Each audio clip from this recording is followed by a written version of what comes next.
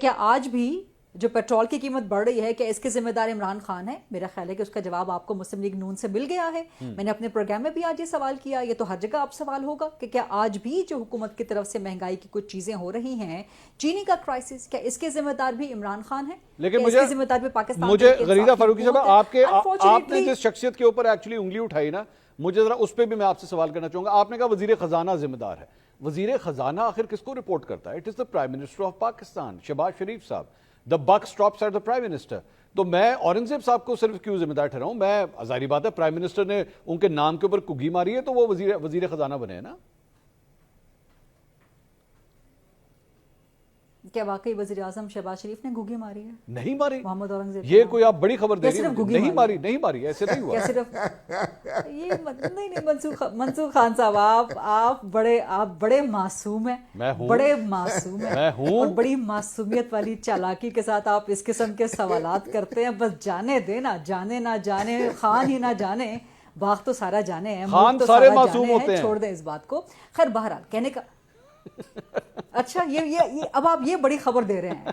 یہ اصل بڑی خبر تو یہ نکلی ہے منصور علی خان صاحب کے پروگرام میں سے کہ خان سارے, ویسے سردار لطیف خان کھوسا بھی آپ کے ساتھ وہ بھی معصوم ہے, بڑے معصوم ہیں, وہ بھی معصوم, بڑے معصوم. مجھے بڑا اچھا لگ رہا ہے وہ. لیکن بات یہ ہے کہ نہ پاکستان تحریک انصاف اپنی غلطیاں مانے گی جب وہ حکومت میں تھی, نہ کوئی اور جماعت اپنی غلطیاں مانے گی.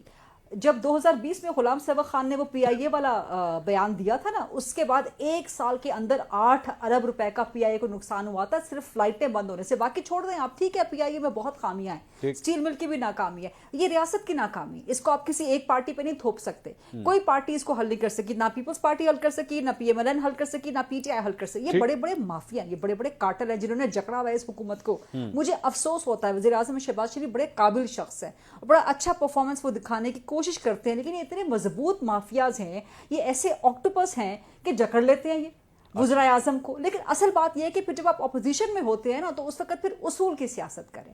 اب میں نے آپ کو بتایا کہ صرف پی آئی اے کا نقصان فلائٹیں بند ہونے سے صرف ایک سال کا, and this is the part of the record of national assembly and senate. وہاں کی قائمہ کمیٹیوں میں جا کے یہ پی آئی اے نے بریفنگز دی کہ 8 ارب کا صرف ایک سال میں, اب 5 سال ہو گئے ہیں پی آئی اے کی فلائٹوں کو برطانیہ پلس یورپ میں بند ہوئے, بیچ میں ڈالر کا ریٹ بھی بڑھ گیا.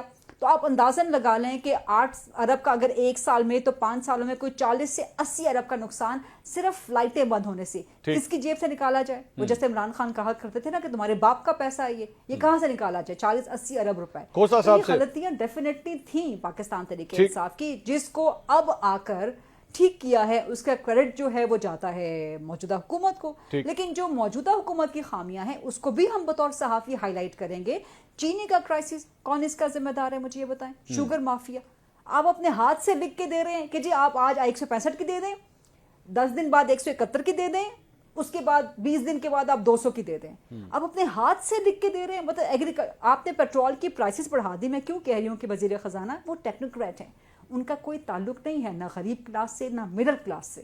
میں نے پہلے آپ سے کہا وہ آج چلے جائیں گے, کل چلے جائیں گے, اس کے بعد کسی پرائیویٹ عہدے پہ, بڑے بڑے عہدے پہ وہ لاکھوں کروڑوں کی کمائی کھا رہے ہوں گے. ماشاءاللہ, اللہ ان کو مزید ترقی دے. غریدہ فاروقی صاحبہ, آپ اورنگزیب صاحب کے حوالے سے بار بار یہ بات کری. آپ شہباز شریف صاحب کی یا شریف فیملی کی دریا دلی دیکھیں. وہ چاہتے تو اپنے سمدھی کو بھی وزیر خزانہ بنا سکتے تھے, لیکن انہوں نے نہیں بنایا. تو آخر انہوں نے اورنگزیب صاحب کے اندر کوئی ایسی خصوصیت دیکھی جو انہوں نے اسحاق ڈار صاحب کے اندر نہیں دیکھی. ویسے اسحاق ڈار صاحب شروع میں کچھ حد تک تو آپ کو معلوم ہے کہ اکنامک افیئر ڈویژن کے دیکھ رہے تھے معاملات. پھر جو کچھ ہوا وہ سب تاریخ کا حصہ ہے, ہم بھی تاریخ کے طالب علم ہیں, ہم سب دیکھتے رہتے ہیں. لیکن اسحاق ڈار صاحب کی یا کسی بھی پولیٹیکل پرسنالٹی کی کوئی پولیٹیکل اکاؤنٹیبلٹی تو ہوتی ہے نا, کوئی پولیٹیکل نو ہاؤ تو ہوتی ہے, کوئی پولیٹیکل انگریس تو ہوتی ہے. اس کو پتا ہوتا ہے کہ غریب کا, مڈل کلاس کا درد کیا ہے. ہم نے ووٹ لینے انہی کے پاس جانا ہے, جواب ہم نے انہی کو دینا ہے. تو پہلی جو رسپانسبلٹی ہے, جس طرح میں نے آپ سے کہا, صرف ایک جملہ آپ کی اجازت سے, کہ ایک تو وزیر توانائی اویس لغاری, وہ ناکام ہو چکے ہیں. دوسرا آپ کے وزیر خزانہ, یہ دونوں, اور ان دونوں شعبوں پر آپ کی پوری حکومت کا, آپ کی ریاست کا سٹرکچر کھڑا ہو.